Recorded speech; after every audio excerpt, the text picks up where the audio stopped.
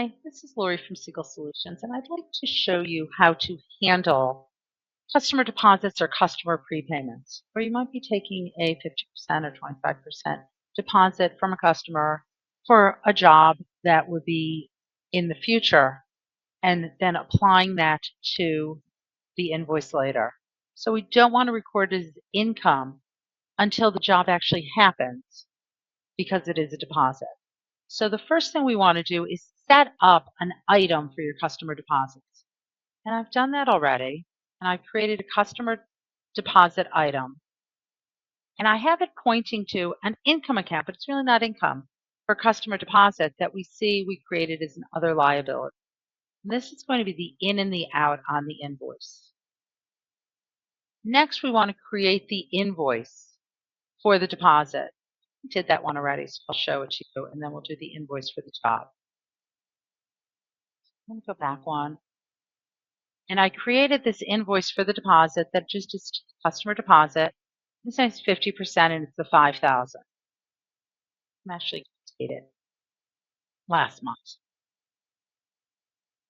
And I'm going to save in new now because I'm now going to create the $10,000 deposit, or I'm sorry, invoice for Cool Cars for the job.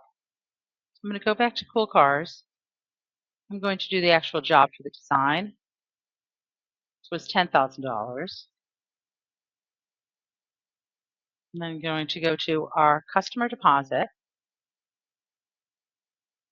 I'm going to put here less 50% deposit.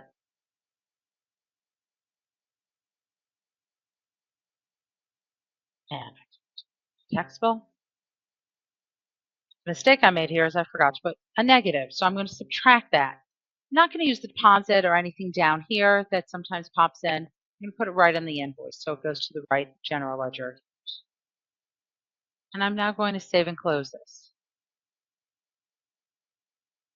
And I'm now going to go back to my reports so we can see how it's handled on both the balance sheet and the profit and loss. So if I go to our balance sheet and I scroll down, I see my customer deposits is 0. And I can always open the report and I say this is the original deposit that went in, and this is what was relieved on the invoice. And that is the balance sheet account. You can always reconcile this to see which deposits you have left and reconcile that monthly. And now if I go back and run a profit and loss for the design income, if I click on here, we will see that invoice for Cool Cars at the full 10,000.